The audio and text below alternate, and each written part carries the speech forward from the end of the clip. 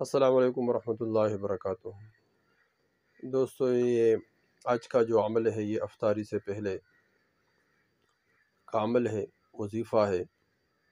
اس عمل کے برکت سے اللہ جل شانہ، اس وظیفہ کی برکت سے اللہ جل شانہ گھر کے تمام مسائل حل فرمائیں گے، جیسے کہ آپس کے محبت، آپس کا جوڑ، اتفاق، اتحاد، اور اس طرح گھر کے بھی جتنے پریشانیاں ہیں یہ تمام کے تمام اس وظیفے کی برکت سے انشاءاللہ اللہ جل شانہ پورے فرمائیں گے۔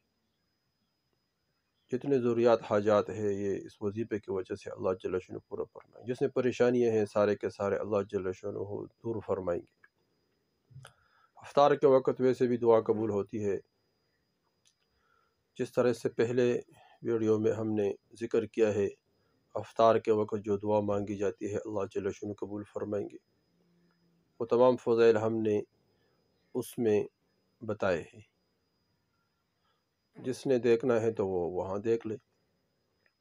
لیکن یہاں ہم ایک عمل بتائیں گے، اس عمل کی برکت سے اللہ جل شانہ، ویسے بھی افطاری کے وقت دعا قبول ہوتی ہے، جب وہ بندہ وہ عمل کرے تو اس عمل کے برکت سے اللہ جل شانہ ضرور وہ دعا قبول فرمائیں گے۔ سب سے پہلے دوستو درود شریف پڑھ لیں، افطاری میں بیٹھ کر افطاری سے پہلے درود شریف پڑھیں۔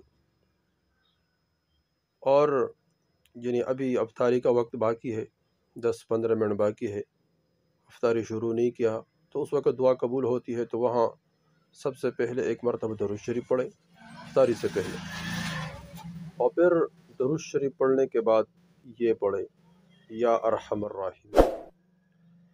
درود شریف پڑھیں اور درود شریف کے بعد پڑھیں یا ارحم الراحمین۔ یہ کتنا مرتبہ پڑھنا پڑے گا؟